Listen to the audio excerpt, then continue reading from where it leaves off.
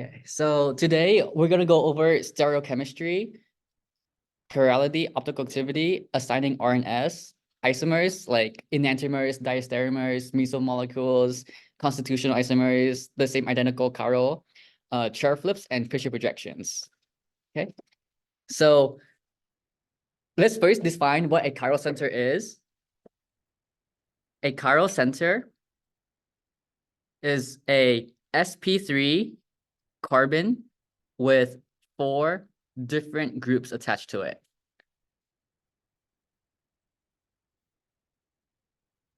Okay. So that's going to be a chiral center.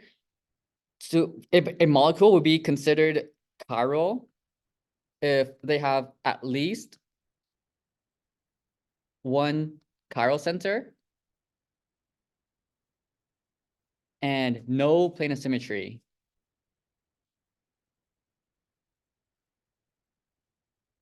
Right? All chiral molecules will have optical activity. Achiral molecules will have no optical activity.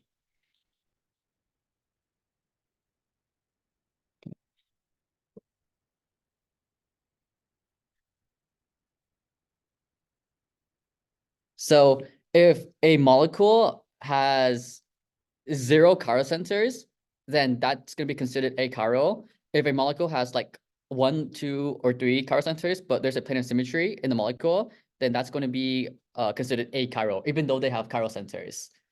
Right. So let's go over examples of that. For this here, wait, let me add another example as well. Let's say we have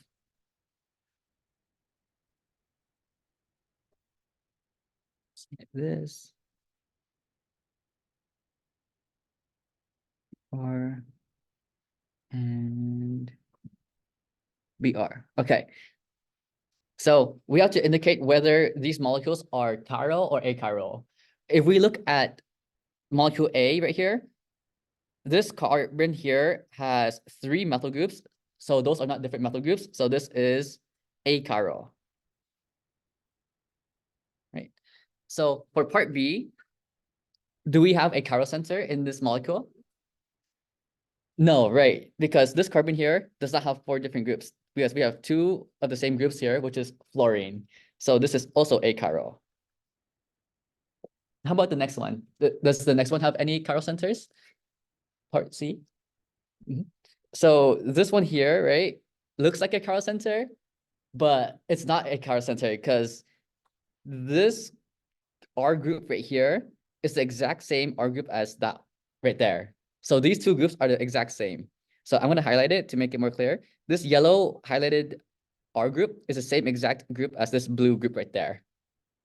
Those are the same groups, making them achiral, this molecule achiral, because there is no chiral center. Right. Okay. How about the next one, part D? Is there any chiral center?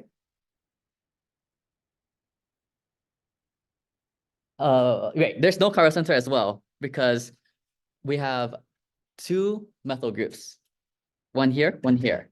So that is also achiral. Okay. How about the next part, part E?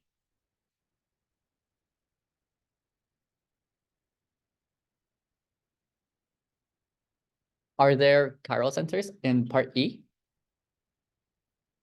Yeah, there are 2 chiral centers, one chiral center here and another chiral center here. This is a chiral center because we have a bromine, a hydrogen, and this R group here is not going to be the same as this R group because the R group on the right is closer to the bromine, whereas the R group on the left is farther away from the bromine. But even though this molecule has 2 chiral centers, do we have a plane of symmetry in this molecule? Yeah, which is going to be down this line or plane right here, because everything on this side of the plane is the same exact thing as that side of the plane. Since there's a plane of symmetry, this is considered achiral. No optical activity because of the plane of symmetry there. Right. So let me put some more examples with chiral. Yeah. reason that is not is achiral is because depth to bromine, so depth to exact same same groups. That's why it's not. Yeah, it's not chiral because of the plane of symmetry right here. If we make like a line right here, everything on this side is going to be the same as this side right here. We could have a chiral molecule with two bromines, just like this right here, right? These two chiral centers will also have bromine, but we will not have a chiral, we will not have a plane of symmetry here, making this chiral. Why is that? To have like four different Right. groups. Oh yeah, so it's gonna talk about four different groups on the carbon. So let's focus on this carbon right here, right? This carbon has four different groups. Let me zoom in and make it clearer. Okay. So this carbon right here has a bromine group, a hydrogen group, and one group is closer to the Br, the other group is farther away from the Br. So these are the four different groups on this carbon right there, which is why that's the chiral center, right? So if we look at the other carbon,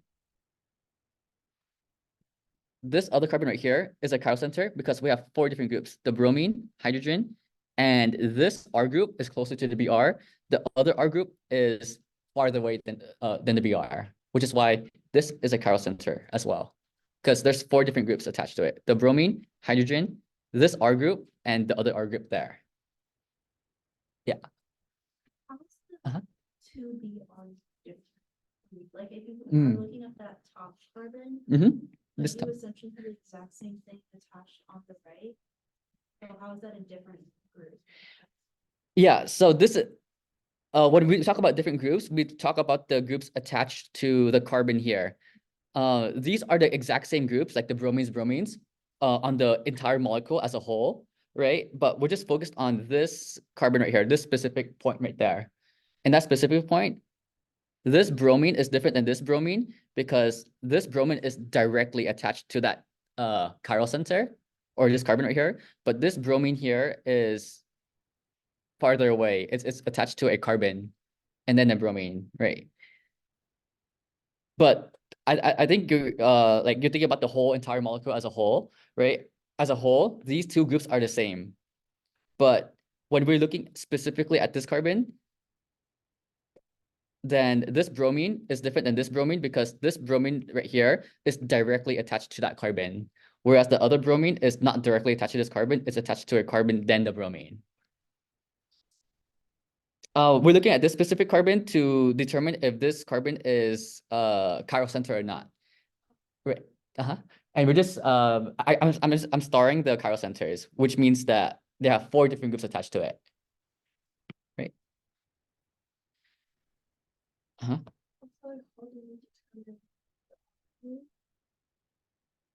Oh, how do we determine the R group? So you look at the atom directly attached to the chiral center. In this case, we have bromine, hydrogen, and you know how the next carbon is this carbon right here, and we have that carbon right there. They are the same atom, right? But we have to see what's attached to those atoms or near that atom. Yeah, they're attached to different things or closer to different things. This carbon here is attached to the bromine. This carbon here is attached to no bromine, farther away. And let me give you another example of that.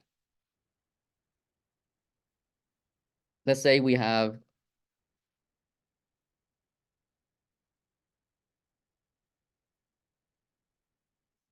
this here, right? Let's look at this carbon here. Is this a chiral center? No, right. Because if we look at the four groups, right? We have one alcohol, one hydrogen, this C and this C are the exact same C because they're equidistant from this isopropyl right here. In the previous case, right, this C is closer to the Br. The other C is farther away than the Br. That's why there are different Cs. But in this case right here, These Cs are the same because they are equally distant from the isopropyl there. Right. So that's why this is not the big chiral center, and this carbon here is also not a chiral center as well because these are the same groups right there. Yeah. So what if this bond here was right next to this, like this? Or like 1 over. Oh, 1 over like right here, right? Yeah, then we would have a chiral center there. Let me add another page. So if we had something like this, right? Then this carbon here would be a chiral center, and that carbon there would be a chiral center, because this carbon here would have 4 different groups: the alcohol, the hydrogen, and this carbon here is different than this carbon now, because this carbon is closer to the isopropyl than this carbon right here. Does that make sense? Yeah, they are CH2s, right? But which CH2 is closer to the isopropyl? Would it be the left CH2 or the right CH2? Which one is closer to the isopropyl group? Yep, the right. So that's why this right CH2 is different than this left CH2, because this right CH2 is closer. You have to think about like the chemical environment of these groups, where since this is closer to the isopropyl and this is farther away, these CH2s are considered to be different. In this case right here, these CH2s are considered to be the same because they have the same chemical environment. They are equally distant to the isopropyl group here, right? Which is why this is not a chiral center and this is not a chiral center. Yeah. The previous one, the G is symmetry. Yeah, we can say that. There's gonna be a planar symmetry down this middle right here. Like that. Because if you make a cut there, everything on the left side is the same as everything on the right side. Because I thought that because OH can be split into like 2 halves, it's not correct. So think of it like this, like you have a model kit, right? And your OH is facing towards you. The isopropyl is facing away from you. And you're gonna cut the bond in half like this. So one half, left half of the bond is being cut and the right half of the bond is being So it's cut. like OH. Yeah, OH, like this is the bond and this is the OH. You cut the bond in half. In the previous case, right? We didn't cut the bond in half for this planar symmetry right here. We cut it down the plane. We cut the ring in half. But in this case here, we are cutting the ring in half, but we're cutting it straight down, which is gonna cut that wedge bond into left and right pieces, right? In the previous case here, we didn't cut the wedge bonds at all. We just cut the planar bonds. Yeah. G is achiral because there's no sterile center, no chiral center, and there is a plane symmetry. So G is achiral.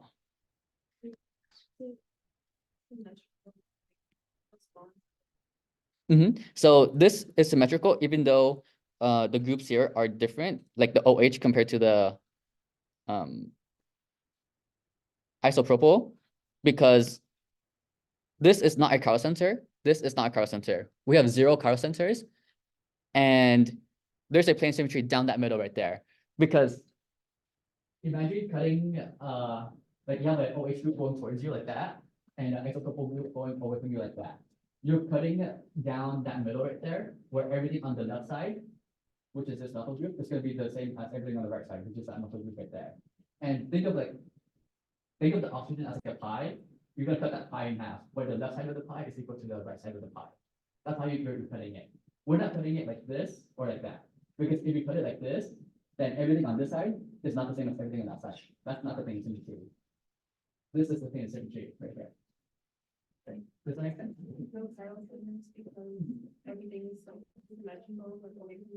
Yeah, there's no chiral center because this carbon here has 1 isopropyl, 1 hydrogen, and these 2 CH2s are the same because they are equally distant to the alcohol right there.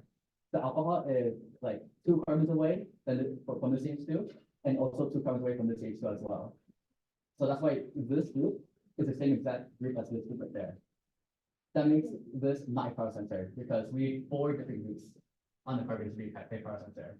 But we don't have 4 different groups because this group is the exact same as this group right there. Yeah. Yeah. Also, we need symmetry on the ignoring the dimensionals. Symmetry, are we ignoring which one? Actually,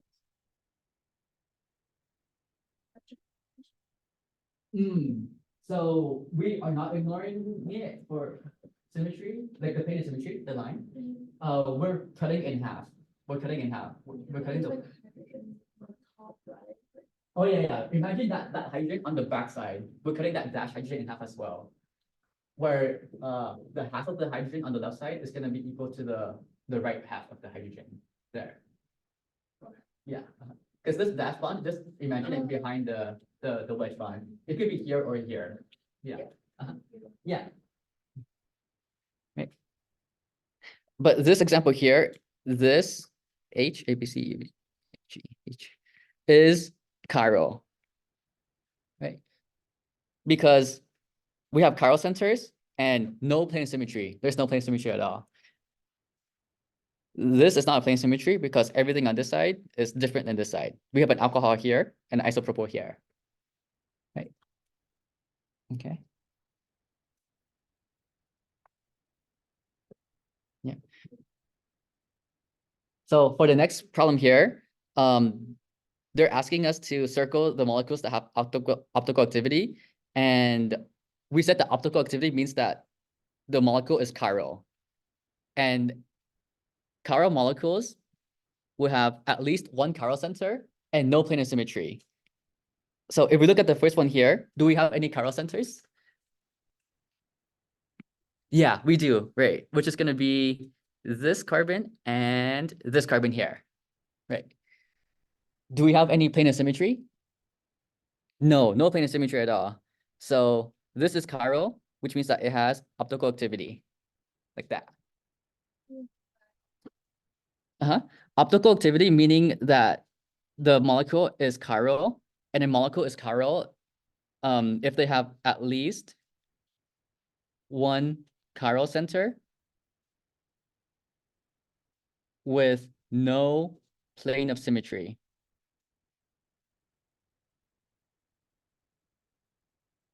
That's what it means to be chiral, a chiral molecule.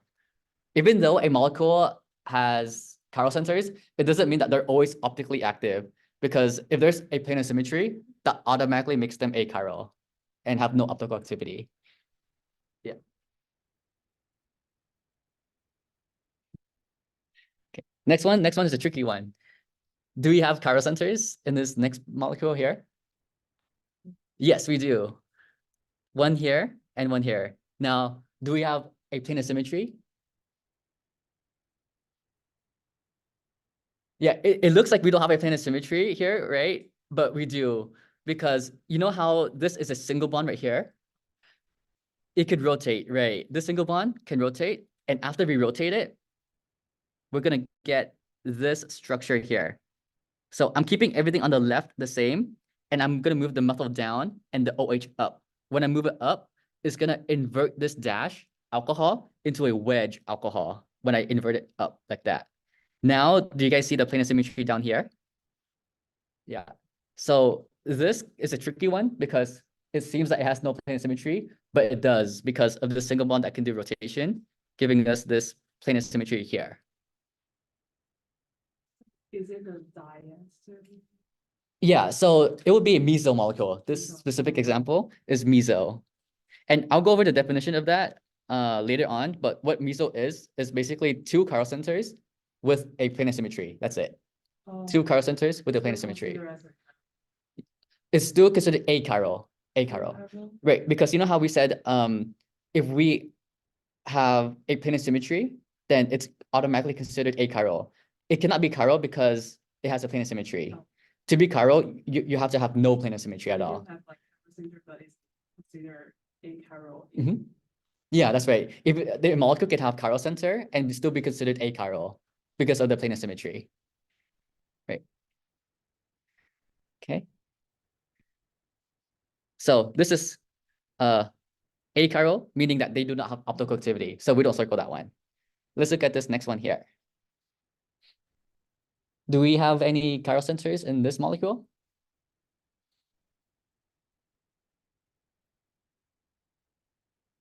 Yeah, no, we do not have any chiral centers because let's look at this carbon here. This carbon has two ethyl groups, the same group right there. This carbon here also has two ethyl groups. 1, 2. This carbon here, wait, this carbon here has two of the same R groups. One R group there is the same exact R group as that R group right there. No, you can also count the ones that are on the branch as well. Branches could also have chiral centers. So like this carbon here, there's a possibility that it can have a chiral center, but it doesn't because there's two hydrogens there. So when we assign chiral center, we don't care if it's very or like dash. Yeah, yeah, that's right. Mhm. So since there's no chiral center here, this is not chiral. This is achiral. Right. Next one. Okay. Yeah, you guys try this for a little bit and I'll assign people in.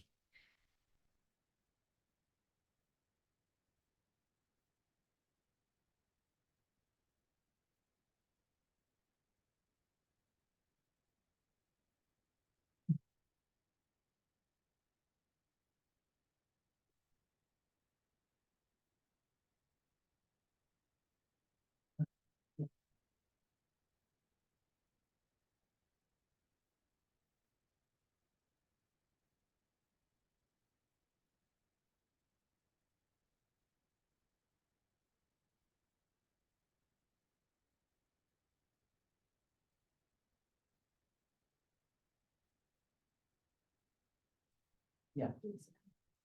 0710. What time is it?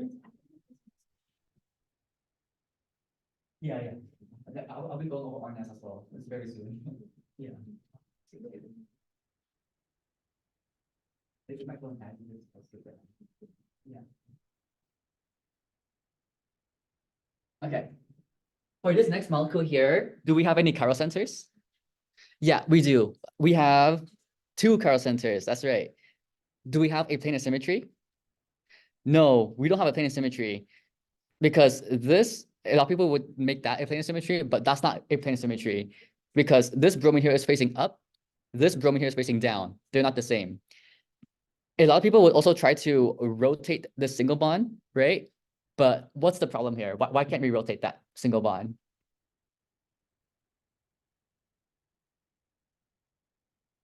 That single bond is part of a ring, and rings can't do free rotation. The only bonds that can do rotation are sigma bonds and open linear chains, not rings, not double bonds, not triple bonds, right? Yeah. Open linear single bonds. Not rings, not double bonds, not triple bonds. Yeah.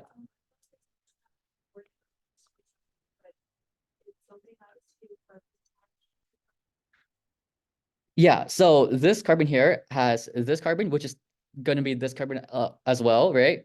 But what do you notice about these carbons here? What's the difference between these two carbons? Yeah, this is different because this carbon here is closer to the Br. This carbon is farther away than the Br. Right.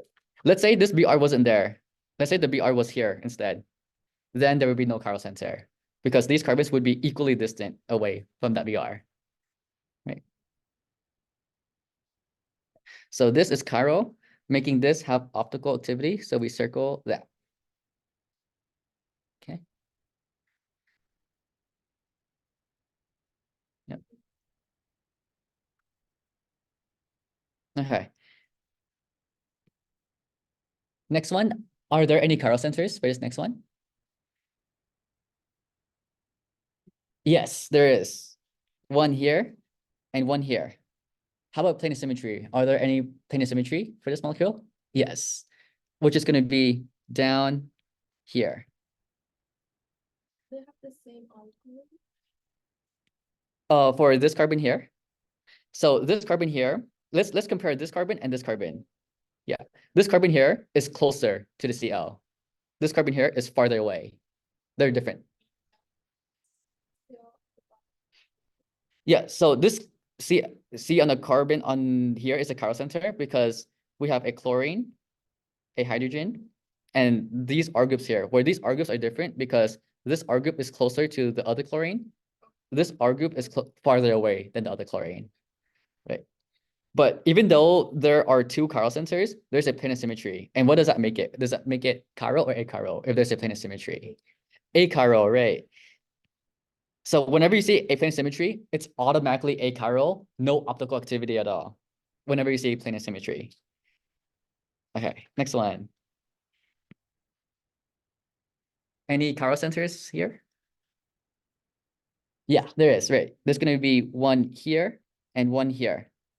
A lot of people get confused because they think this is a mesomolecule, like this example that we did earlier, right? But let's try rotating that bond. When we rotate that bond, we're going to get something like this.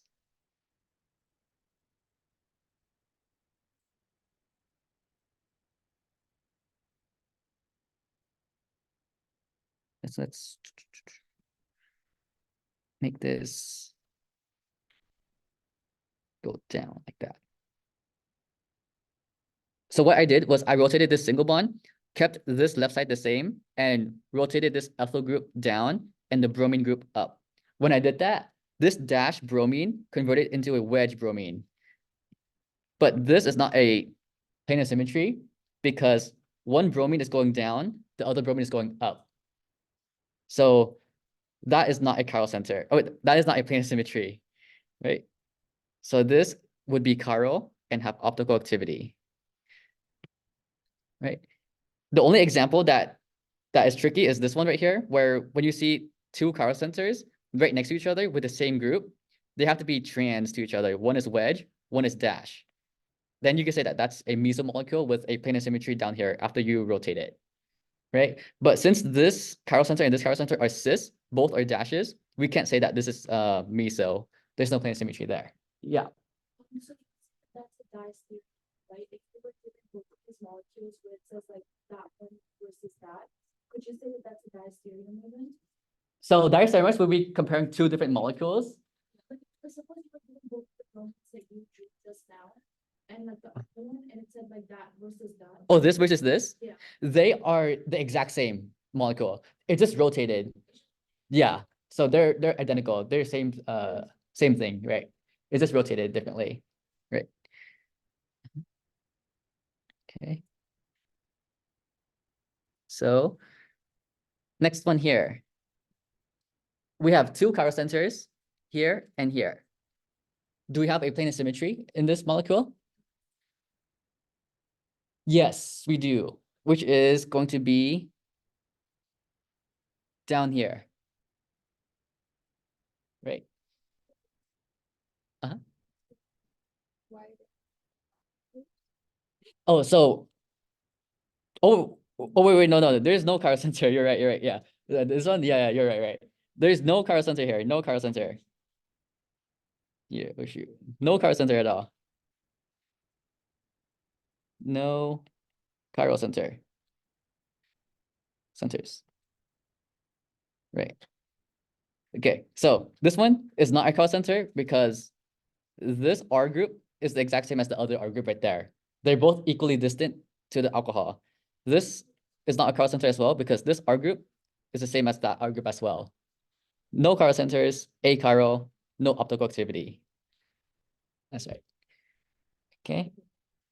Next one. We see two chiral centers. Do we have a plane of symmetry?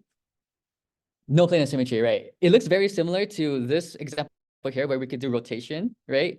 But these groups are different. One is a chlorine, one is a bromine, which is why there's not going to be a plane of symmetry, making this chiral and have optical activity. There. Yeah. Uh-huh. Okay.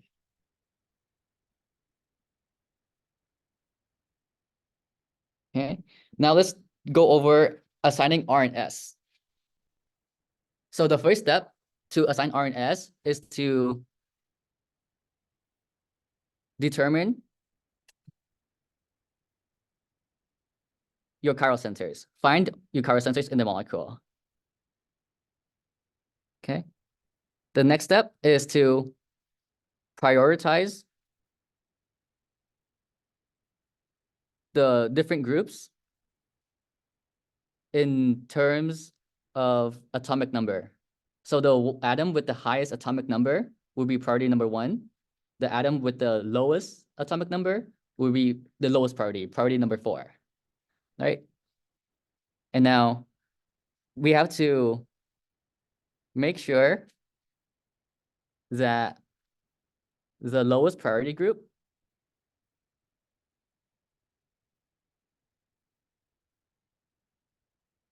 is on the dash, the backside. Dash. Okay. And so there's going to be 3 scenarios for these RNS. The first scenario is the easiest, where your number 4 priority is on the dash. Right? The second scenario is when your number 4 priority is on a wedge. The hardest scenario that you're going to get is if the lowest priority group is planar, like a straight line. No wedge, no dash. Right? If number 4 is on the dash, you rotate the groups normally. And if they rotate clockwise, it's going to be R. If they rotate counterclockwise, it's going to be S. Okay.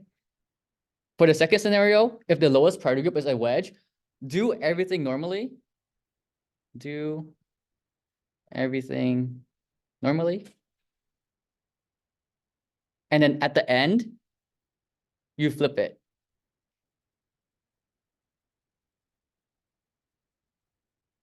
Okay.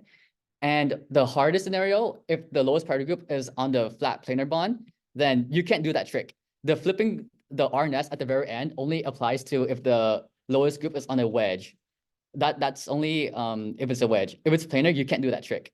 What you have to do is you have to rotate the molecule to make the lowest priority group a dash. Okay.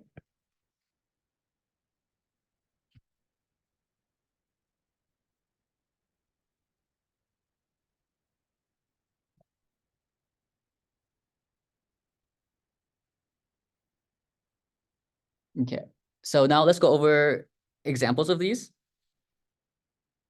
So we are going to assign RNS for these chiral centers here. We have a chiral center at this central carbon here, where when we assign priority, we look at the atom directly attached to the chiral center. So we have a carbon, bromine, chlorine, and hydrogen. Based on the periodic table, which one of these atoms has the highest atomic number? Bromine, right? That's going to be number 1. And then chlorine is going to be number 2. Carbon is going to be number 3. Hydrogen is going to be number 4. So our number 4 group, the lowest group, is on the backside, the dash already. So when we rotate it, we're going to rotate it 1, 2, 3. And this is going counterclockwise, right? Counterclockwise, which would make it R or S. S, that's right. And we don't have to flip it to R because the lower priority group is already where we want it to be, which is the dash, right? That's the first scenario, the easiest scenario. Let's look at scenario number 2, where we're going to look at example B. So we see a chiral center at this carbon here, right? So a chiral center will have 4 bonds, where 2 of the bonds are going to be flat and planar. 1 bond is going to be wedge. 1 bond is going to be dash. Since this bromine is dash and we already have 2 bonds, what does that make the hydrogen, the invisible hydrogen? What bond would that invisible hydrogen have? Wedge, right? So this carbon here is going to have a wedge hydrogen. Okay. So now we do the same priority. Number 1 on bromine, number 2 on chlorine, number 3 on carbon, number 4 on hydrogen. When we rotate it, 1, 2, 3, it's going clockwise. So it looks R, but we flip it to S because our lowest priority group is on a wedge, which is a problem. So we do everything normally like the previous example, but then at the end, we just flip it to what it is. So it looks R, but it's actually S right there.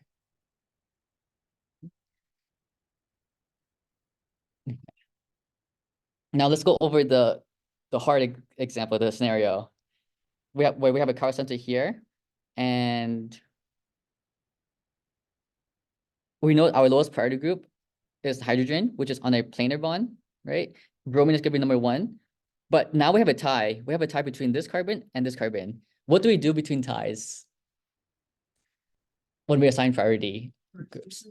Yeah, the difference. So we have to see what's attached to the next atom. That's right. So this carbon here is attached to 3 hydrogens. So let's draw that out. 1, 2, 3. This carbon here is attached to 1 carbon and 2 hydrogens there, right? So we know the first difference is this carbon and hydrogen. Carbon has a higher atomic number than hydrogen, making this group number 2. And this group number 3.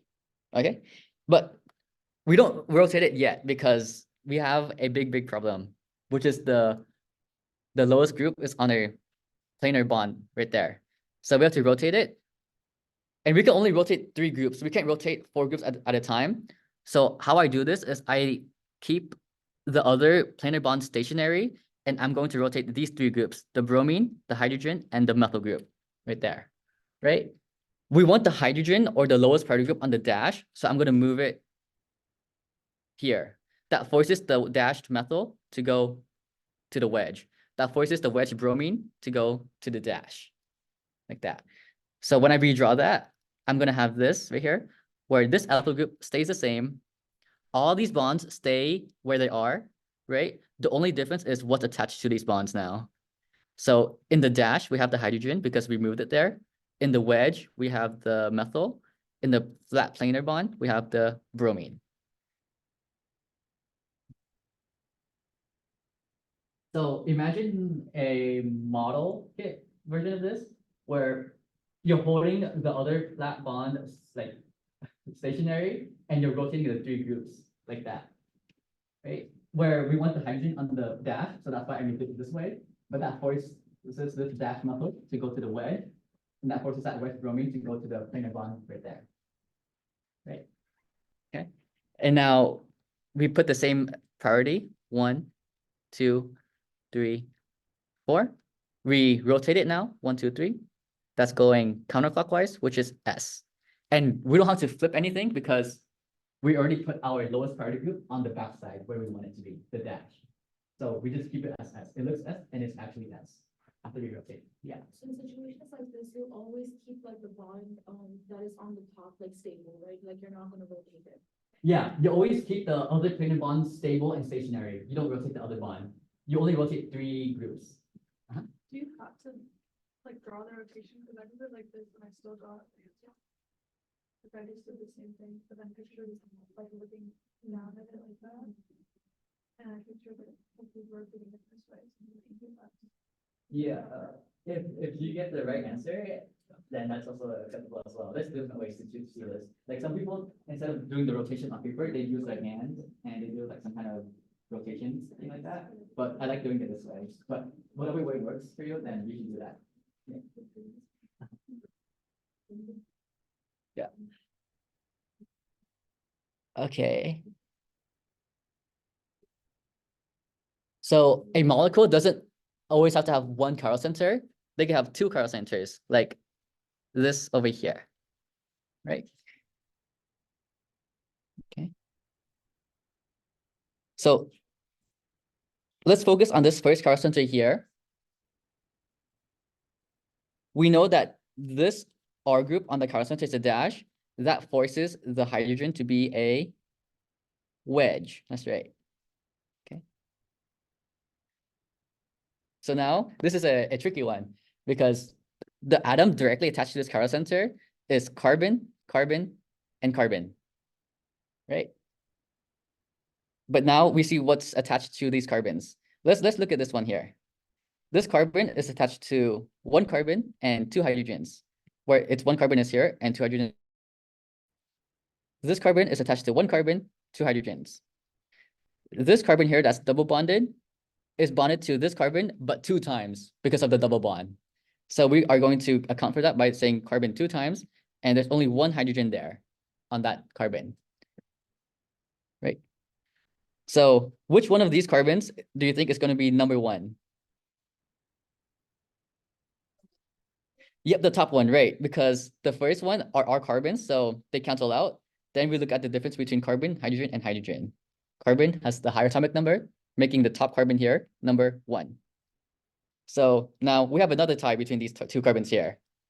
Since we have another tie, we look at the next atom. So we're gonna look at these atoms here, right?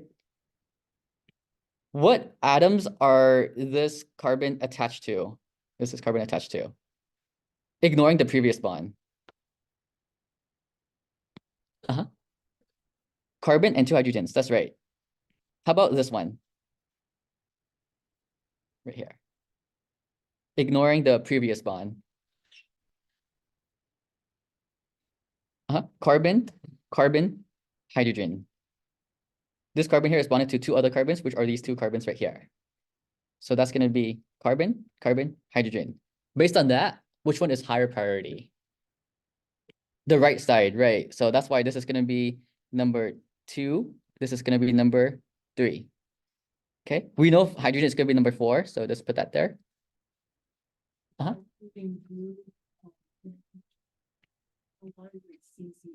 Yeah, this blue one here, this is CCH, because we know that this carbon here has a type with this carbon because it's CHH, right? Then we look at the next atom, which is this carbon and this carbon right here. When we see what's attached to this carbon, we ignore the previous bond and we see what it's attached to. It's attached to 1 carbon right here, another carbon right here, and a hydrogen right there. So 1 C is here, the other C is here for that carbon. Like, so this carbon here, right, is bonded to 1 carbon, which is this carbon, and another carbon right here. Like for double bond, we also have like 2C. Yeah, for double bond, we have 2C, and these 2 C's are going to be this C right here because, and we account that 2 times because of the double bond right here. But in this case here, we don't have any double bonds, but we have 2 single bonds, 2 carbons. Like, this is a single bond, so we only count this carbon 1 time. This is another single bond, so we count that carbon another time, right? So in this blue CC here, these 2 C's are different carbons.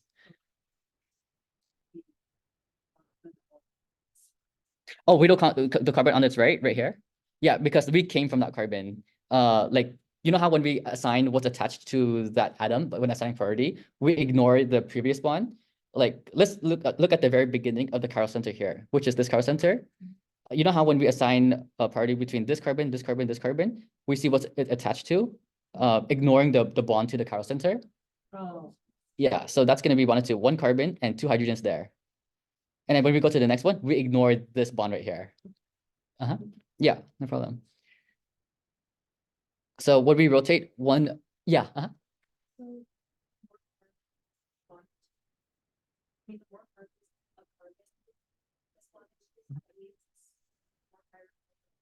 Yeah, the more carbon is bonded to, the higher priority it is, unless you have a more, like an atom with a higher atomic number than carbon attached to it. So an example would be like, if this carbon here was attached to a fluorine, 1 fluorine and 2 hydrogens, then this would have high priority because fluorine has a higher atomic number than carbon does. Yeah. But for this case, these carbons cancel out. We look at the next difference, carbon versus hydrogen. Carbon has a higher atomic number than hydrogen, making this a higher priority than this carbon right there. Right. So we rotate 1, 2, 3, which is clockwise, and would that be R or S?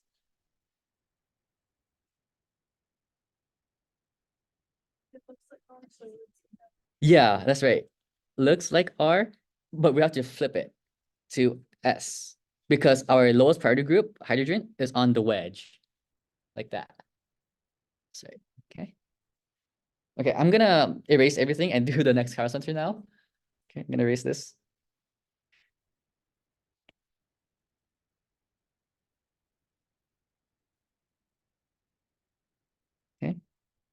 We said this one is S. It looks R, but it's actually S. Okay. So the other chiral center has a hydrogen that is a dash because the tert butyl is a wedge. Okay. So which one of these carbons would be number 1? This one right here. So let's see. There's a tie between all of them, right? Carbon, carbon, carbon. Now we see what's attached to this carbon here. What's attached to this carbon besides the chiral center? Oh, sorry. So do you mean the second priority or the first? The first one, the first Oh, one. First one is that down. Yeah, that's right. And the right one would be the second one. That's right. Because this bottom one down here is bonded to 3 carbons. 1, 2, 3. Which are these 3 carbons right here. Right? The right one here is bonded to 1 carbon, 2 hydrogens. Same as this carbon here. There's a tie. So we move on to the next carbon, which is going to be this versus this. This carbon here is bonded to 1 carbon, 2 hydrogens. This carbon here is bonded to 2 carbons, 1 hydrogen. Does this make sense right here on how I got 2 carbons on this side? So the 2 carbons are going to be this carbon and that carbon right there. Right. Okay. So that makes this carbon here number 2. This is number 1. This is number 3. Rotating 1, 2, 3, we get counterclockwise, which is S. That's right. So, and do we have to flip it to R? No, right? Because our lowest group is already on the backside. So we get S and S. Okay. Okay, I'll give you guys 10 minutes. 10 minutes to assign RNS for these molecules here.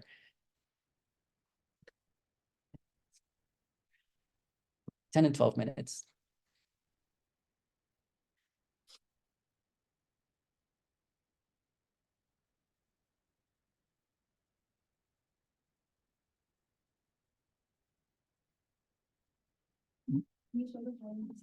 Yeah.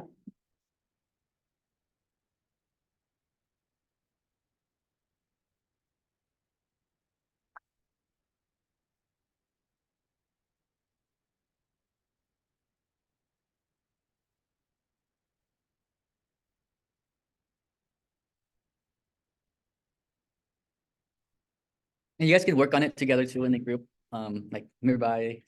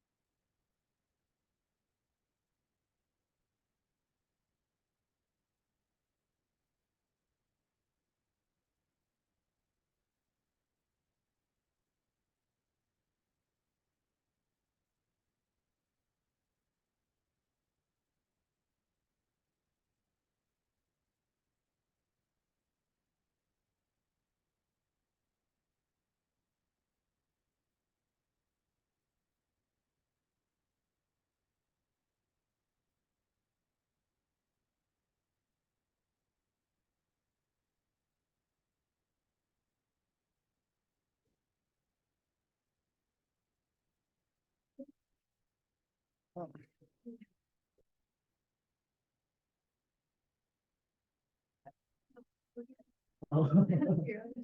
I see. For the atomic number.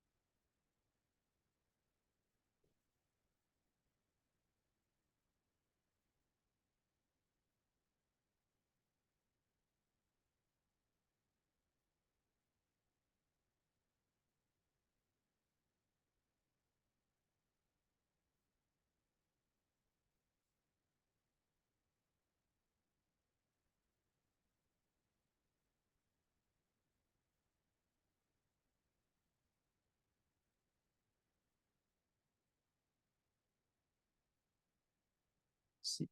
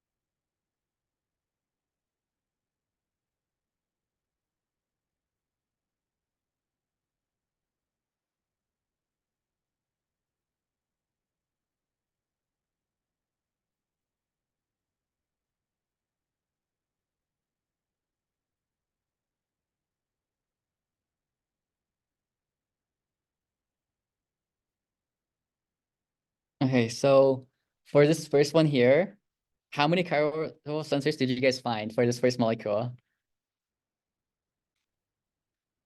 2, right, which is going to be this one and this one. What did you guys say for this chiral sensor? Was it R or S? S, let's see. So iodine is going to be 1. This is going to be 2. This is going to be 3. So it looks R, but it's going to be S because our lowest priority group, which is hydrogen, is on the wedge. So it's S. Right. So looks R, but we flip it to S because our lowest priority group, hydrogen, is not on the backside. It's on the wedge. So we do everything normally and flip it at the end. Right. Okay. For the next one, what did you guys get? R or S? Okay, so let's see this one. So we have a tie between carbon, carbon, carbon. Then we see what's attached to each carbon. This carbon right here is attached to carbon 3 times because of the triple bond. So that's CCC. This carbon here is attached to 2 carbons, 1 hydrogen. This carbon here is attached to 1 carbon, 2 hydrogens. This is going to be number 1. This is going to be number 2. This is going to be number 3. We rotate 1, 2, 3. R. And the hydrogen is already on the backside, so we don't have to flip anything, right? So we have S and R. Okay, next one. We have a chiral center here. And what did you guys get for this chiral center here? Because like I don't know like where H is attached to. So our lowest priority group, right? It doesn't have to be an H. It could be some random group. It could be methyl, it could be an R group. The lowest priority group doesn't have to be an H. Right? So we don't know like what the dash line is. The dash line is going to be methyl group, CH3. Right. We know that because this dot right here is like not bonded to anything else. So there's 3 invisible hydrogens right there. Like that. Because you know how hydrogens are usually invisible for molecules? Since there's nothing else bonded to this carbon, these 4 bonds to be neutral.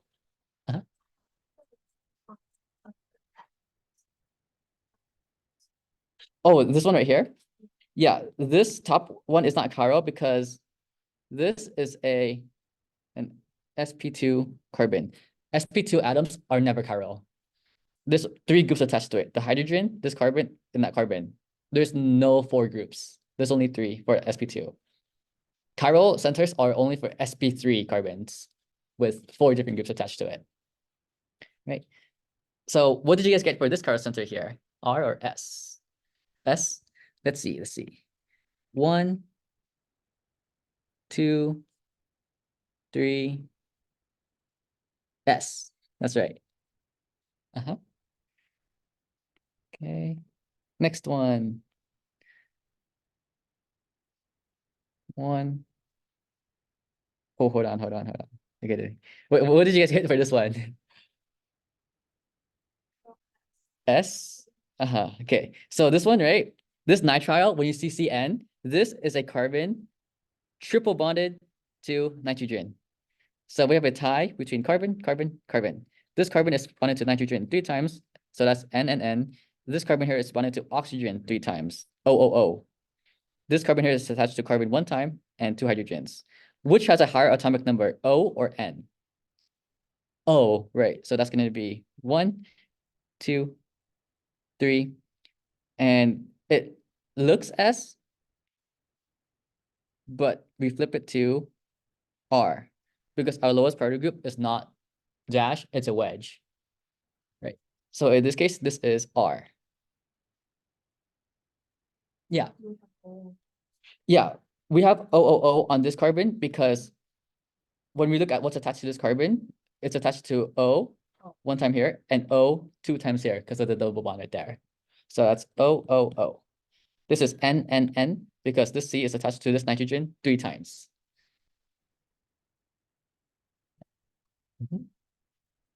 Okay. This next one here, right? Iodine, it's gonna be number 1. This is gonna be number 2. 1, 2, 3. This is gonna be number 3. This is gonna be number 4.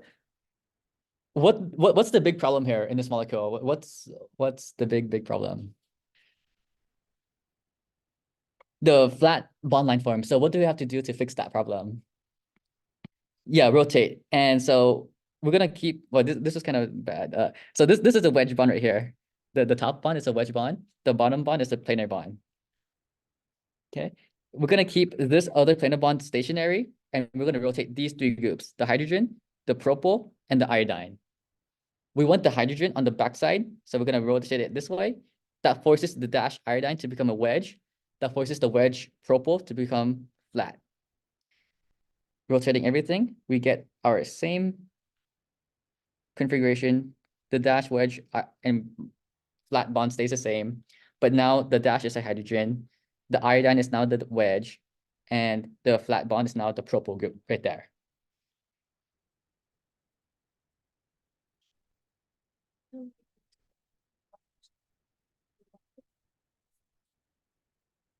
Oh, you can rotate there as well. If you rotate there, then you would have to move this one. Like, keep this one the same. Like, what are you trying to do? Yeah.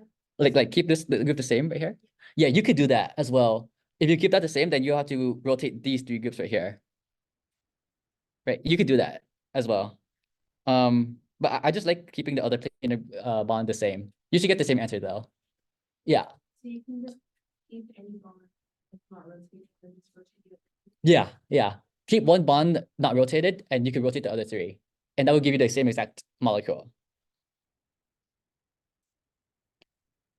1, 2, 3. That's going clockwise. R, and it stays R because the lower group is already in the backside where we want it to be. Right. Okay. Any questions on this one? Okay, let's move on to the next one.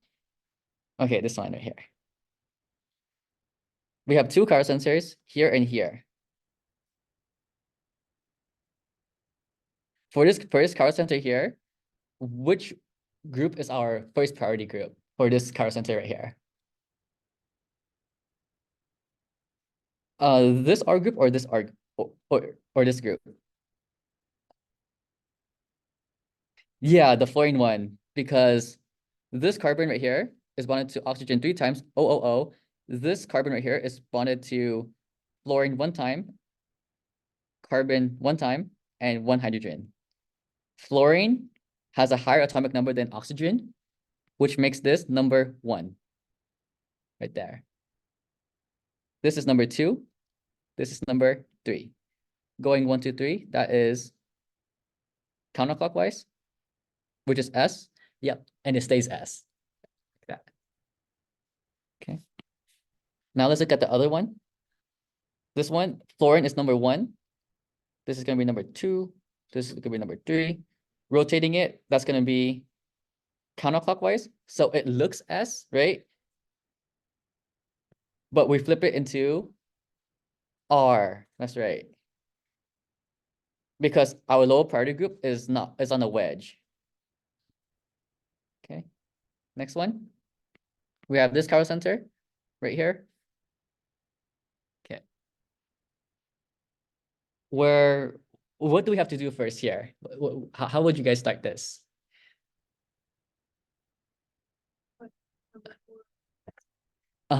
And we see that there's a problem here because that number 4 is planar. So we got to rotate things. We could prioritize it and then relabel it at the end after we rotate. So that's going to be 1, 2, 3. Rotate these 3 groups: isopropyl, ethyl, hydrogen. We want the hydrogen to be dash. This dash ethyl is supposed to go to the wedge. This wedge isopropyl is going to go planar. Rotating, we keep this tert-butyl the same. The bonds stay where they are. The wedge stays there. Flat bond stays there. Dash stays there. But now the groups are different. The hydrogen is now the dash. The isopropyl is now the flat bond. the wedge is now the ethyl, like that. So we have 1, 2, 3, going this way, clockwise, R. And it stays R. We don't flip it because the hydrogen is on the backside already, like that. Does this make sense?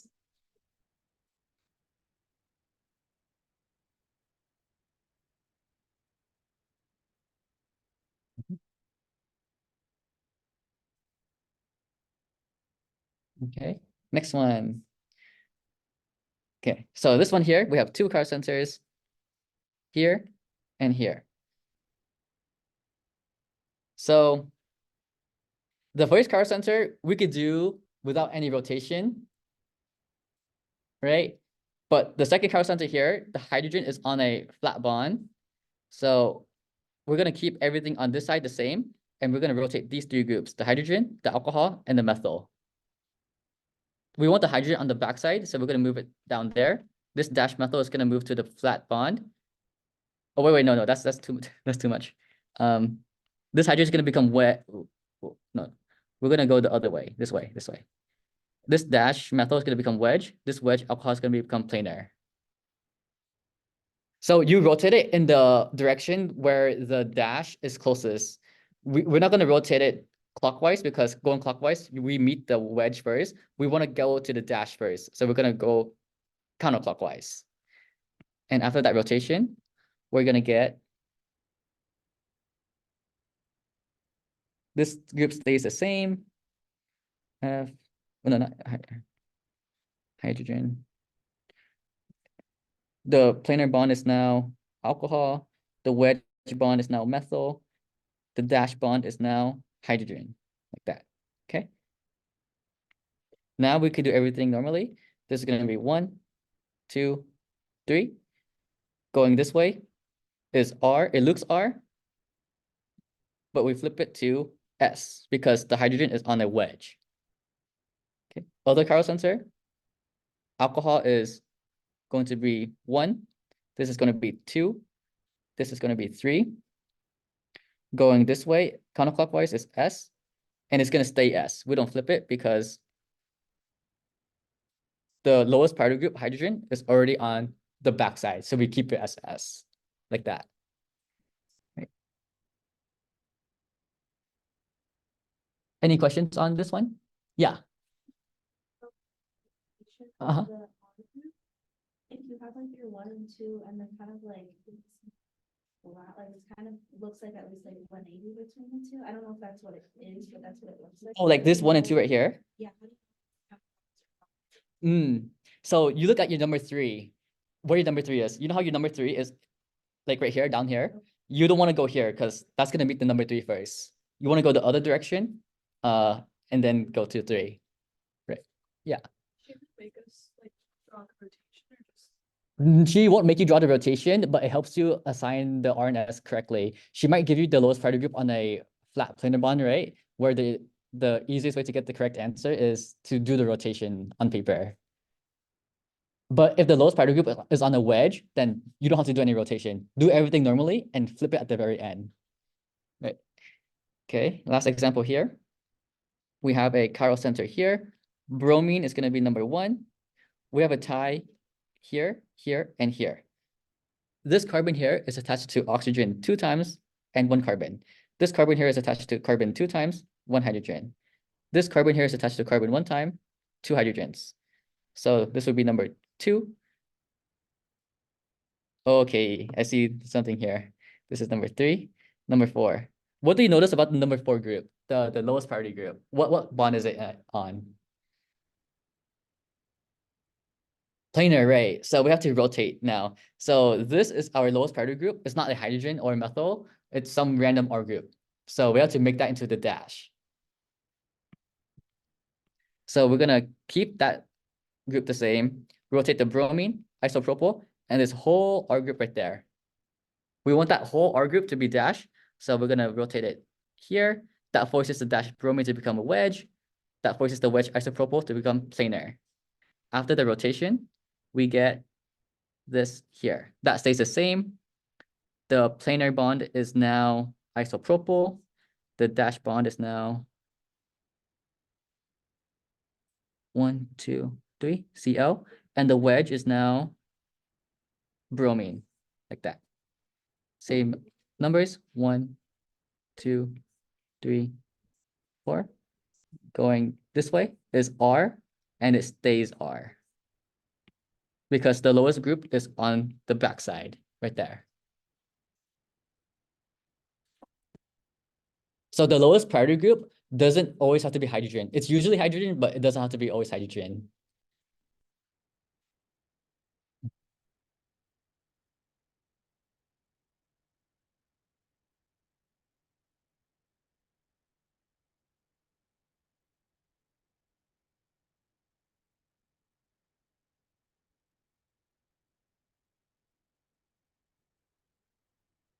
So that's how we assign R and S for the chiral centers. Do you guys have any questions on that, on this? Okay, now let's go over, yeah,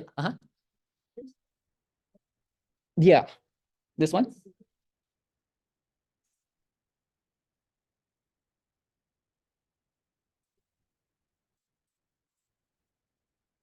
Yeah, so that the one with the red number, that was X, right? No. Yeah, this one is S. Okay. Okay, so we have 1, 2, 3. We rotate it clockwise. It looks R, but our lowest group is a wedge, so we flip it to an S. Yeah. So whenever you rotate them, Mhm. you change the dashes into wedges, they change the wedges into planes. It depends on the molecule, like where the wedge and dash is originally, right? So for example, let's say, I'll show you what I mean here more clearly. We have this and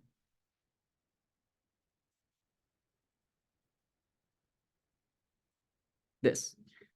Keep this group the same, keep this group the same, rotate these two groups. So the hydrogen on the left side is gonna go clockwise because the dash is closest clockwise. Then we move this group here, this group there.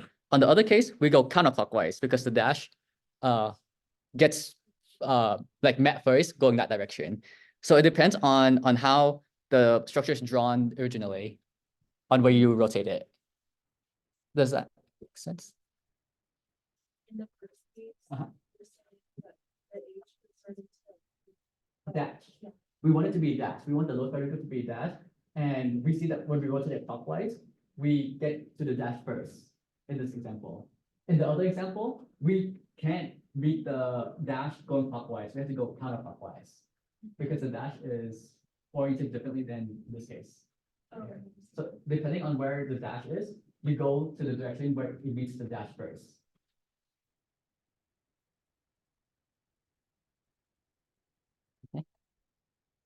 Yeah. Okay. So now that's the R and S stuff. Now let's go over the relationship between molecules, the isomers. So there's gonna be 5 of them. Identical chiral,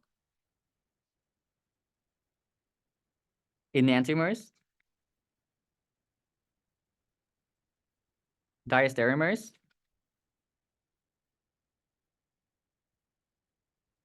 same meso molecule,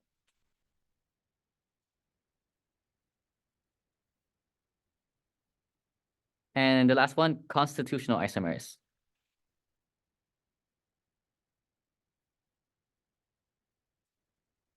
Okay.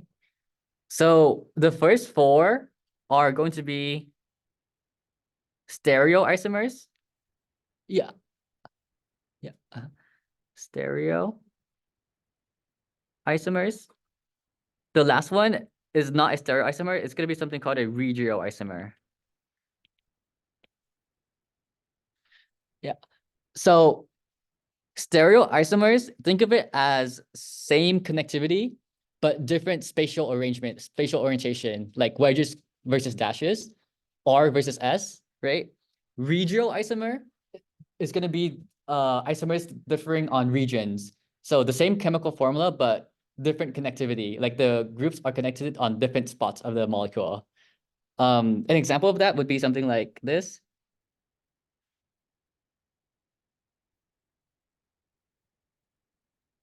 Where we see the bromines are attached to different carbons of the main chain.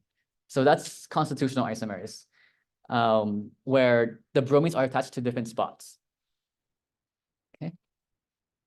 Constitutional isomers, different connectivity.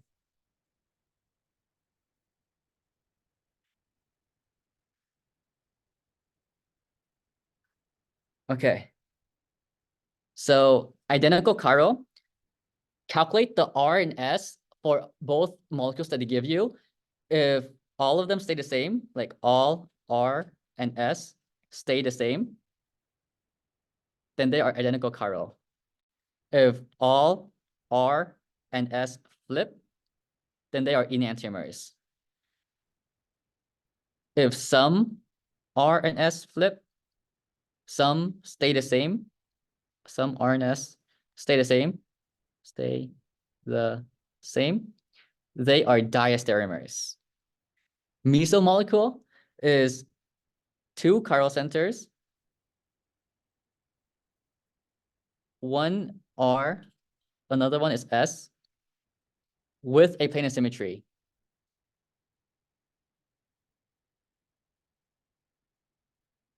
Okay. So identical chiral is going to refer to one molecule. When they show you 2 molecules and they are identical chiral, that's the exact same molecule, just rotated, flipped, or like drawn differently, but it's the same exact molecule. And the best way to determine that is do the R and S for all the chiral centers. And if you see the R and S stays the same, then they're identical chiral. Enantiomers show 2 different molecules, 2 different molecules. Diastereomers also show 2 different molecules. The same meso molecule represents 1 molecule. Constitutional isomers represent 2 different molecules. Molecules means like when they give you 2 compounds like this, right? They could be drawn differently, but if they're identical chiral, then they're the exact same structure, but just like the bonds are rotated differently, they are flipped, or they are rotated, the overall molecule is rotated, right? If they're enantiomers, then they're 2 different molecules, but different stereoisomers. I'll show you what that means when we do more practice. Yeah. Okay. And here's an equation that you might have to know. The number of stereoisomers a molecule has is equal to 2 to the power of n, where n is equal to the number of chiral centers. So if they ask you how many stereoisomers does this molecule have, you use this equation here, 2 to the power of n, where n is the number of chiral centers. Okay.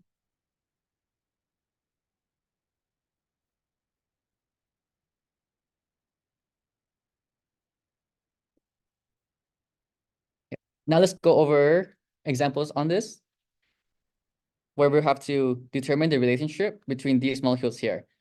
The first step is to identify all your chiral centers, assign R and S. This bromine is going to be 1, 2, 3.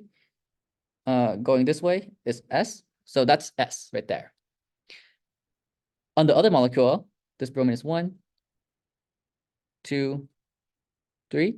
So going this way, it looks S, but it's R, because our lowest priority group is on the wedge.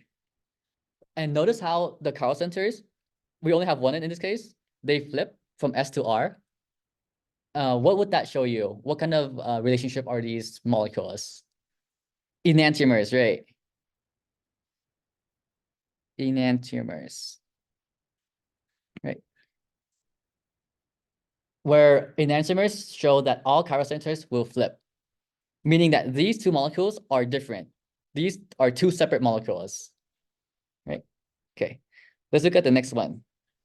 This chiral center.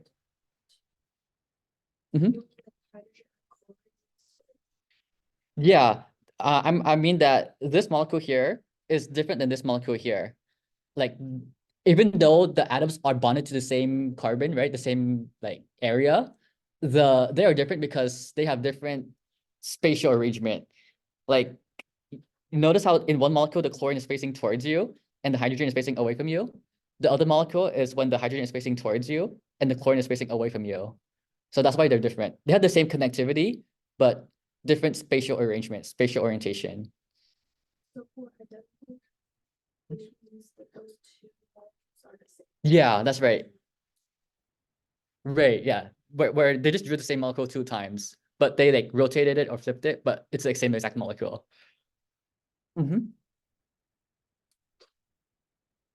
Okay, I'll have you guys calculate the R and S for this chiral center here. Wait, actually, I want to get to the Kahoot, so let's do this quick. This is gonna be 1, 2, 3. So this looks R, but this is gonna be S. This is gonna be 1, 2, 3. So this looks R, but this is gonna be S as well. So the next one, this is 1, 2, 3. This is gonna be R. 1, 2, 3. This looks R, but it's gonna be S. So what's the relationship between these molecules here if we have SS and RS on the other one?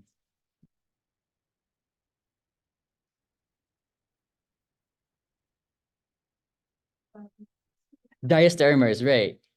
Where we see that one molecule, one chiral center stays the same, the other chiral center change. So these would be diastereomers. Okay, next one. Okay, we have to do some rotation here. Oh no. Okay, I need more space. Yeah. Okay.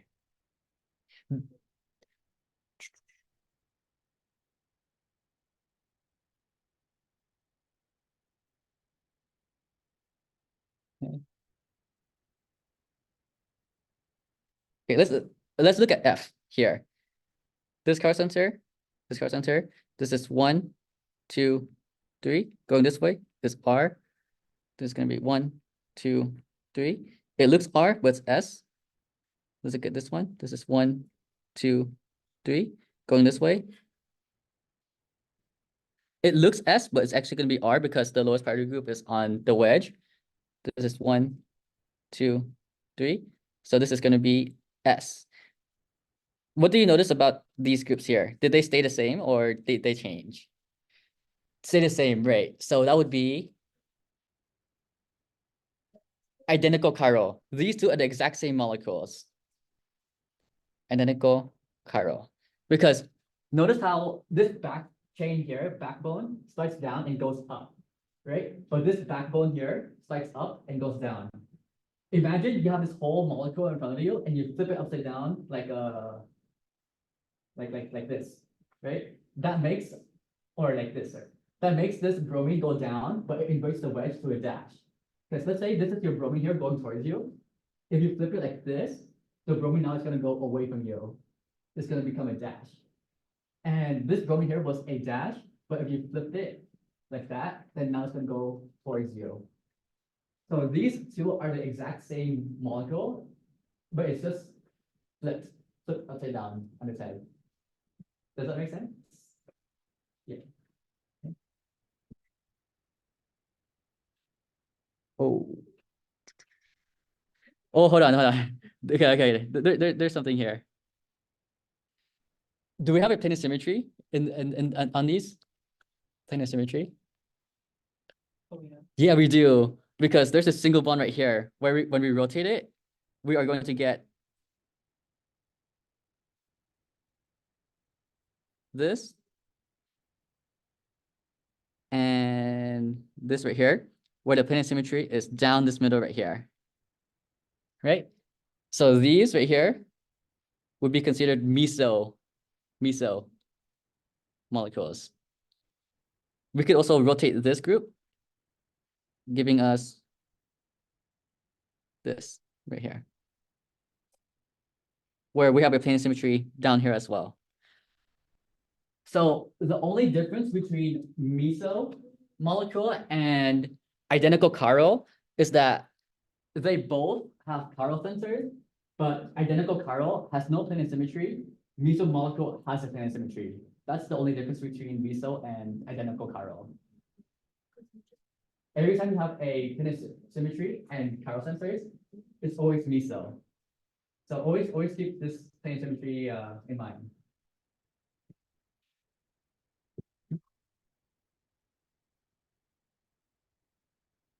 Okay. Yeah. I'll have you guys practice. Yeah. Yeah. Yeah. So this right here would be constitutional isomer. Because what do you notice about the distance between bromine and chlorine in these molecules? Constitutional isomers. Yeah, they change. This molecule here, the chlorine is closer to the bromine. The other molecule, the chlorine is farther away than the bromine. There. Okay. So I'll have you guys practice this on your own, and I'll post the key afterwards. But I want to get to the Kahoot, so let's do the other stuff first here. Okay. So now let's go over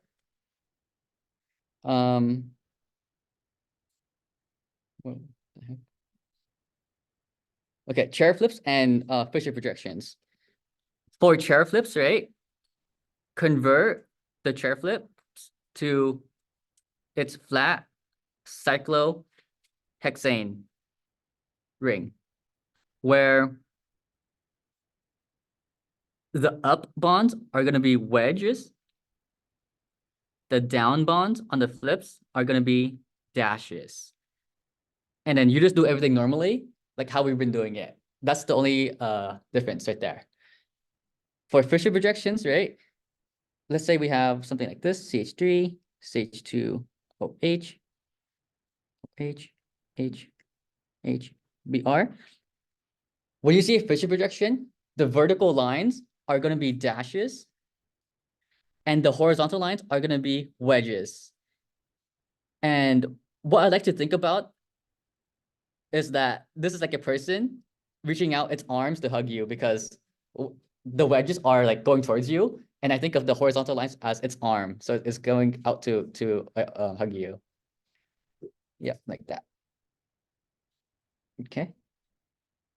CH3, CH2, OH, Br, H, OH, H. We know that there's a chiral center here and here. Let's assign R and S for this first chiral center here. We know oxygen has the highest atomic number. Hydrogen has the least priority. And now, which one do you guys think? Which one do you guys think is gonna be the higher atomic number, the CH3 or this C down here? Yep, the one down there. So that's gonna be number 2. That's gonna be number 3. Rotating it 1, 2, 3. It looks R, right? But notice where the lowest priority group is. It's on a wedge, because it's on the horizontal line. So we flip it into S, like that. Okay. Yeah, this number 2 has a higher priority, because if we put what's attached to this carbon here, this carbon on top is attached to 3 hydrogens. This carbon on the bottom is attached to 1 bromine, 1 carbon, 1 hydrogen. This carbon attached to 1 bromine, 1 carbon, 1 hydrogen. Bromine has a higher atomic number than hydrogen, which is why bromine beats hydrogen, making this carbon number 2.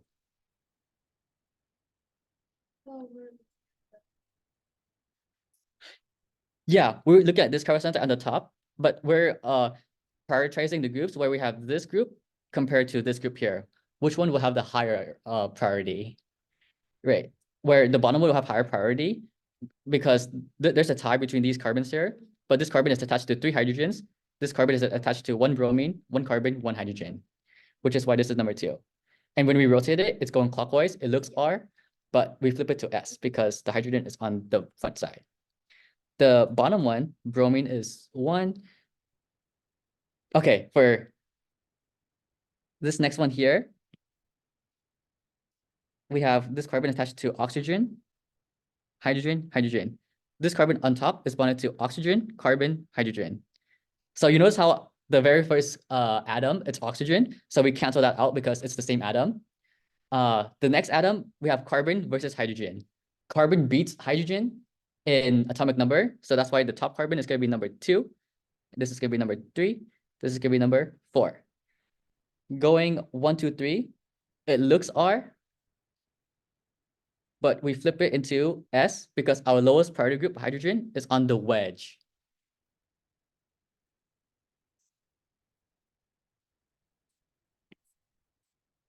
This carbon right here. This carbon here is bonded to oxygen 1 time and hydrogen 2 times. Another way to draw that CH2OH is this right here. OH, H, H, where directly attached to this carbon is an oxygen and 2 hydrogens like that. On the top right here, the oxygen is going to be this oxygen right here. Because you know how when we're comparing this carbon and this carbon right here, we're seeing what's attached to this carbon. This carbon here is attached to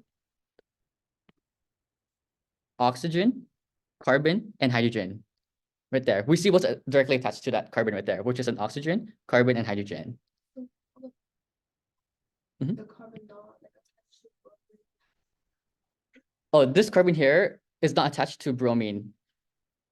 This carbon is attached to bromine, the chiral center here.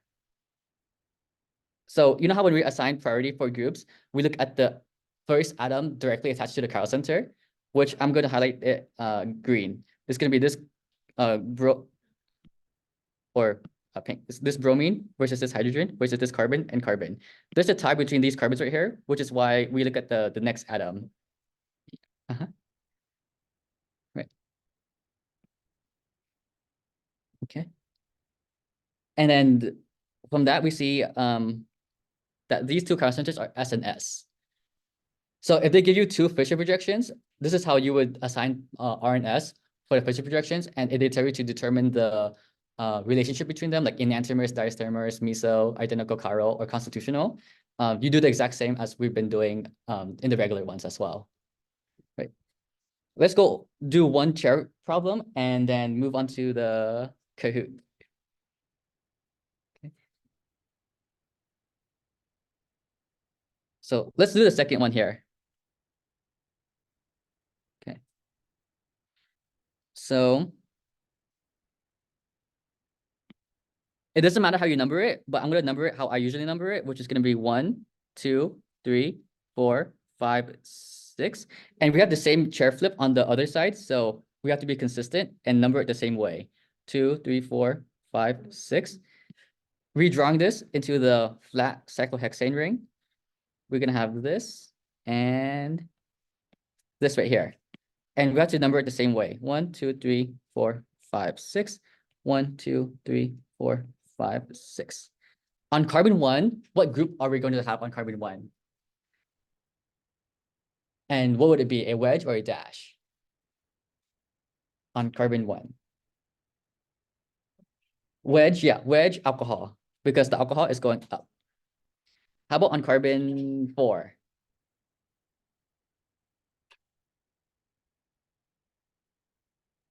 Yeah, wedge bromine.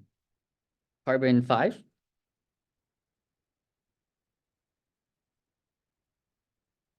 Dash. Right? So the other one, carbon 1, we have a dash alcohol. Carbon 4, we have a wedge bromine. Carbon 5, we have a dash isopropyl. Okay? So let me show you guys a shortcut. You know how normally to get 100% like the correct relationship, you calculate the R and S of all the chiral centers, and then if all of them are the same, they are identical chiral. If all of them are flipped, they are enantiomers. If some of them change and some of them flip, they are diastereomers. And if there's a plane symmetry, then they're a result if there's 2 chiral centers, right? A shortcut is that you can see if they have the same template right here, we see that this bromine stayed as a wedge, this isopropyl stayed as a dash, but this alcohol here changed to a dash. So that shows that some of them changed. I don't know if this is RSS, or SSR. But you notice how this would stay the exact same on these two carbons, but carbon 1 is going to flip to whatever it was, like R to S or S to R. So that shows that some of them change and some of them stay the same. And what would that be? What is the relationship of that? If some chiral sensors, diastereomers, right? Diastereomers. So that's a shortcut if you see like a common pattern. But to be 100% sure, then you would do the R and S for all the chiral sensors, and you would see that some of them would change, some of them would stay the same. How would you determine chiral centers was true? To determine chiral centers, it's the same as we did at the beginning. You find the four different groups, and no, yeah, 4 different groups. Yeah. So this is diastereomers. Okay, let's do cahoots on this. Yeah. So just check the two chairs right there are not meant to be opposite of each other, right? They're supposed to be two separate. Yes, these are 2 separate chairs, and they are the same flip. We didn't do any chair flips there, so we don't have to go to any numbers. If they give you a chair flip, right, then your numbering system would be different. Okay.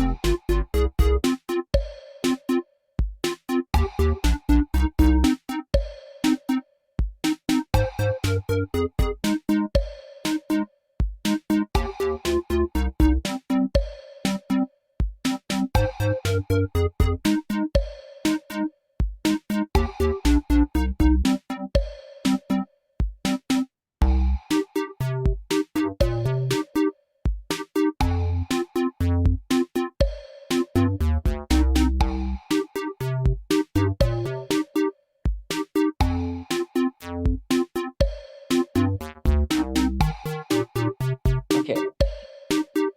Everyone. No problem. Let's get started.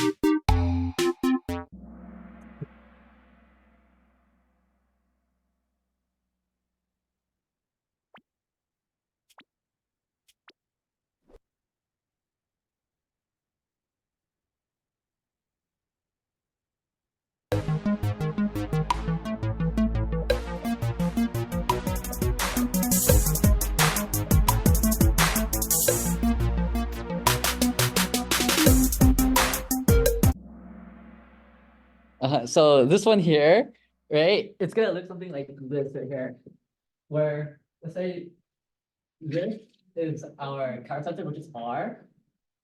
Our COOH is this carboxylic acid. The C2F is this C2F right here. There's a tie between this carbon and this carbon right here. But this carbon here is attached to oxygen 3 times, O, O, O. This carbon is attached to fluorine 1 time, F, and hydrogen 2 times, H, H. Fluorine has a higher atomic number than oxygen, which is why this is a higher priority group than the other one, because of the fluorine here. Yeah, so there's a tie between this carbon and that carbon right there. And that tie, right?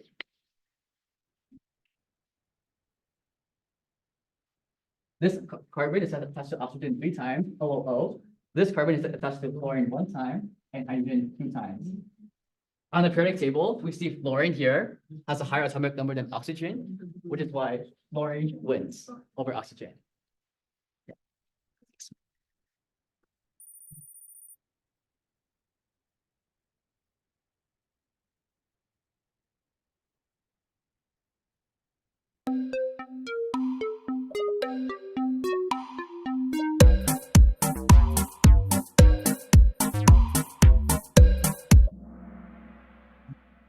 Yes, nice, nice.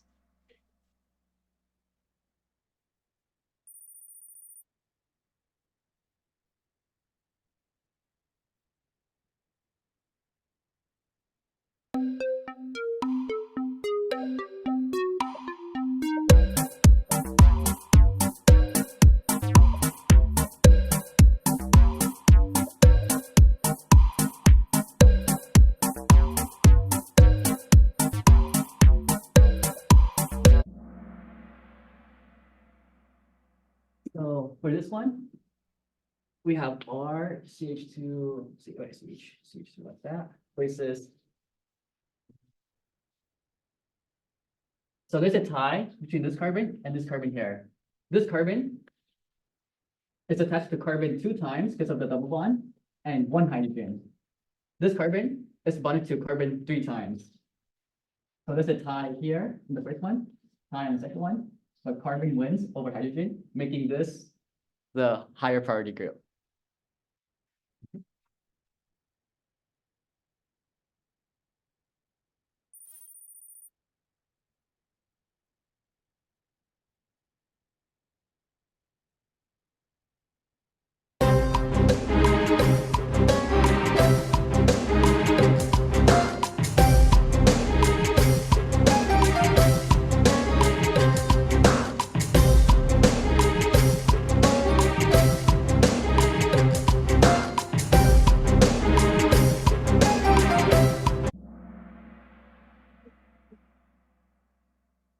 Yeah.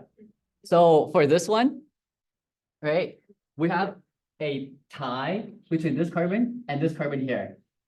This carbon is attached to carbon 2 times and a hydrogen, CCH. This carbon is attached to carbon 1 time and 2 H's. So this is CHH. There's a tie for the first one, so we cancel that out. Carbon beats hydrogen, making this the higher priority group. This OH here is too far away to count, to consider. Because we have to look at the first difference, the very first atom difference. Yeah. Can you guys see it over there too? Okay, that's good. Yeah. So don't think about like whatever is very far ahead of that. Think of the very first atom difference first. Yeah, so that's a trick question there.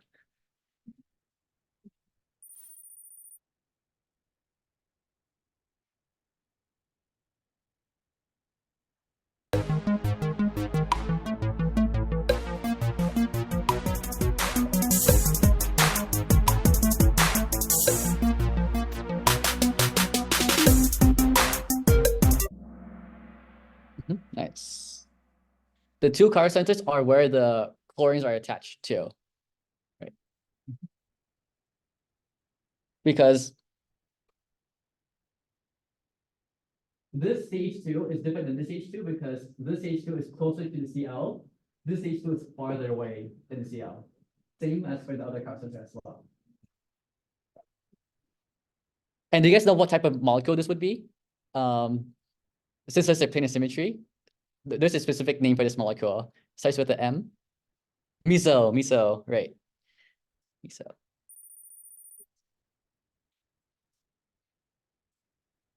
Oh, sure. I give away the answer. Oh, no. Dang. Wait, that's not fair. That's not fair.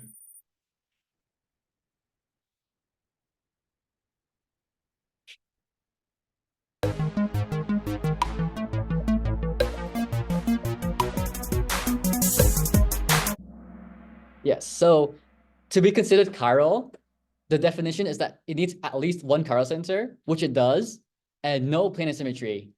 So this molecule here has a plane of symmetry, so this is considered achiral because of the plane of symmetry, even though it has chiral centers.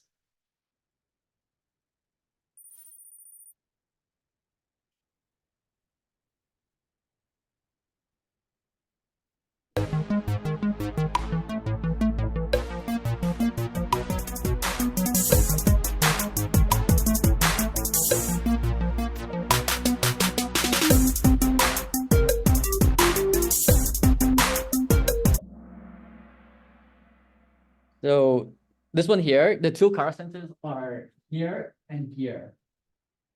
So this one right here is a little confusing because some professors say that this is also a chiral center because the lone pair of electrons would count as one group. But for Levens, don't worry about that. Like that lone pair wouldn't count as a chiral center.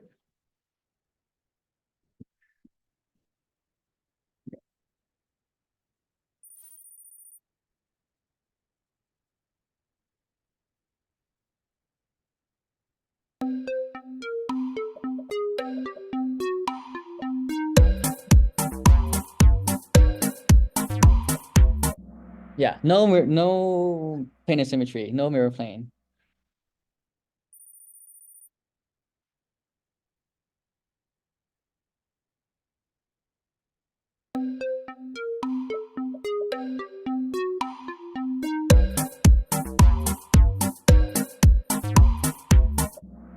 Yeah, it's chiral because it has at least one chiral center with no plane symmetry. So it's chiral and has optical activity.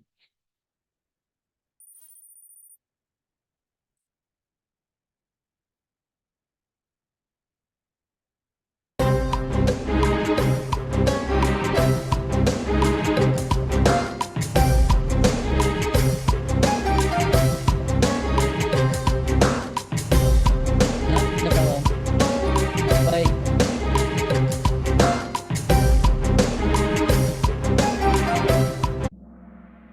Yeah.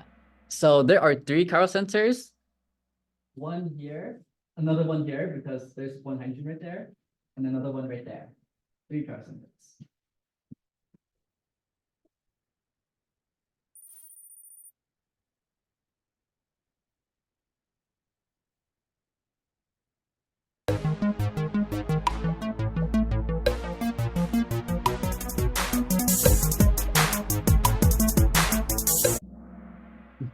So there's no plane symmetry because there's no way for us to cut it to make one side equal the other side in this case.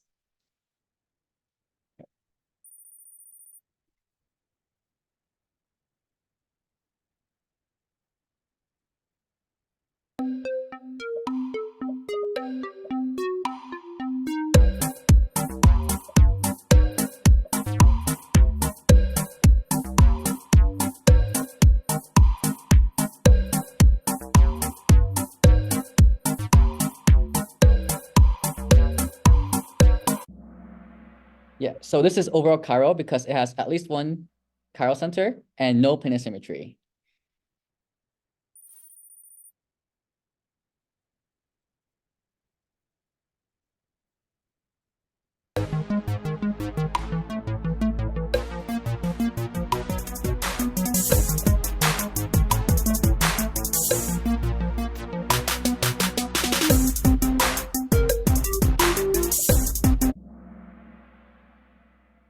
So yeah, there's 0 chiral centers here. It looks like this is a chiral center, but these are the same groups, the methyl groups. This is not a chiral center because these are ethyl groups. One ethyl, ethyl. Those are the same groups right there. Yeah, this carbon here is sp2, so that can't be a chiral center. Yeah, so only sp3 carbons could be as chiral centers.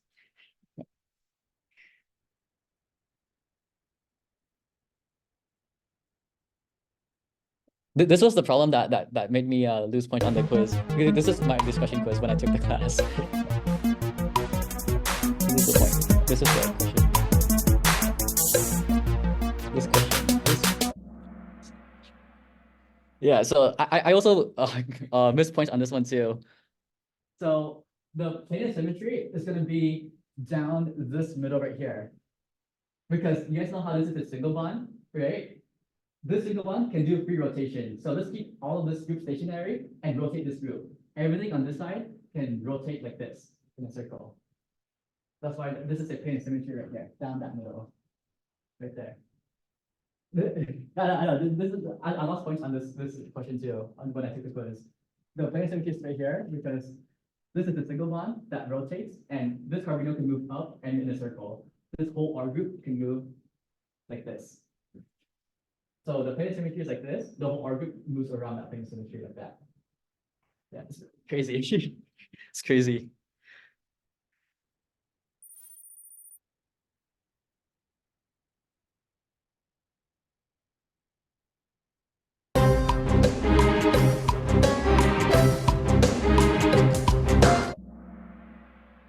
Nice. So this is a chiral because there's no chiral center and there is a plane symmetry. So a chiral, no optical activity.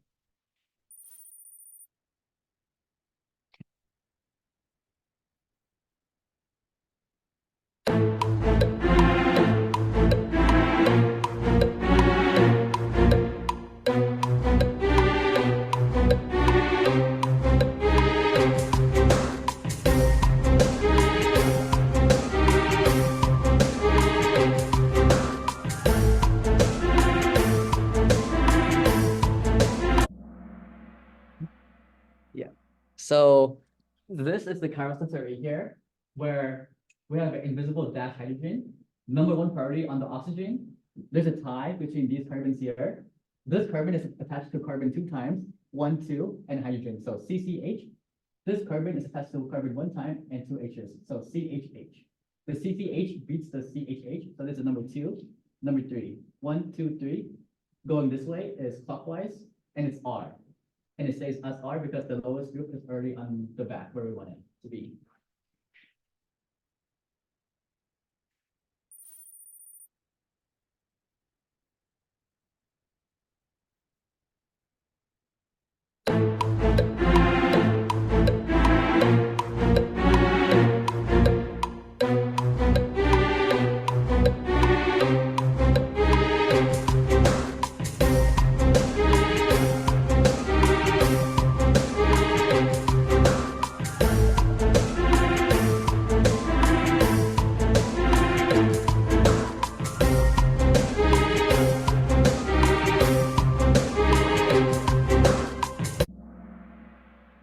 Yeah.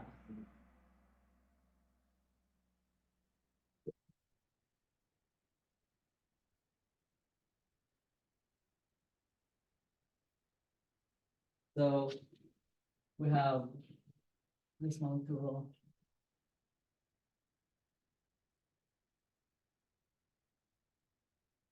This is the chiral center here. We have a tie between this carbon, and this carbon. This carbon is bonded to oxygen 2 times because of the double bond, 1 hydrogen. This carbon is attached to oxygen 1 time, 2 hydrogens. This carbon is attached to fluorine 1 time, 2 hydrogens. Fluorine beats oxygen, so this is 1. This is going to be 2. This is going to be 3. So when we go 1, 2, 3, this is going counterclockwise. So it looks S, right? But our hydrogen is on the wedge. So we flip it into R.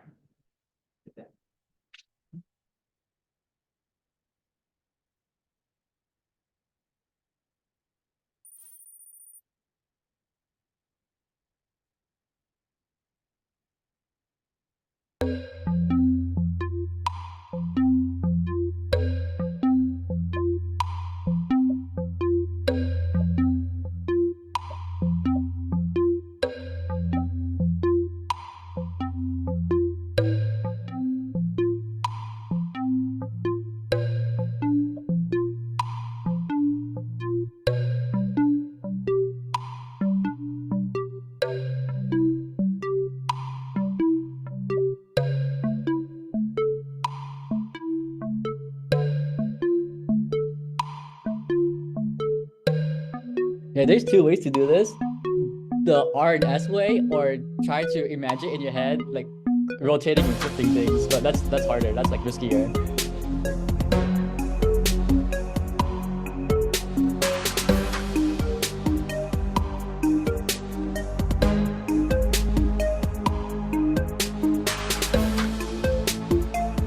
I made this one have more time because, yeah, identical chiral. So they look like enantiomers because they are both flipped, right? But notice the bromine here is on this carbon, whereas the bromine on the other side is on this carbon right here.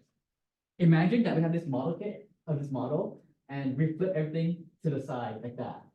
That flips the bromine onto this carbon, that flips the oxygen on this carbon here, and it inverts the wedge to a dash. So these two are the same exact molecule. It's identical. You guys didn't have paper, so the best way to know this is to calculate R and S, right? If this is R, this is going to stay R. If this is S, this is going to stay S. And they are the same, so they are identical chiral. That's the best way to do these relationship stuff. Like calculate the R and S for all chiral centers, and follow that rule.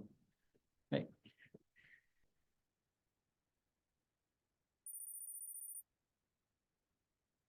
Last one.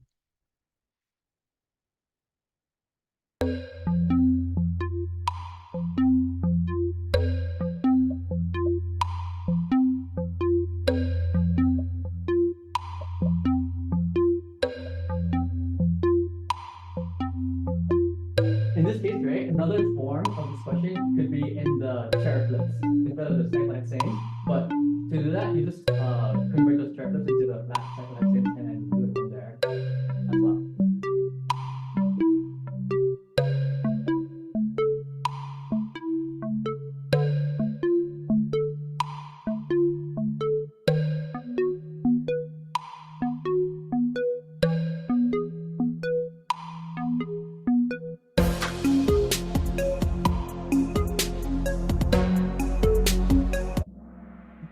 Diastereomers, right? Because imagine this whole structure here flips upside down on its head. When it does that, this aldehyde, CHO, becomes a wedge, and this wedge isopropyl would become a dash if they are identical chiral. But since this is a wedge, this one would change, but this one will stay the same. So this one changes, this one stays the same, making them diastereomer because some change, some stay the same for diastereomers. And that's it for today.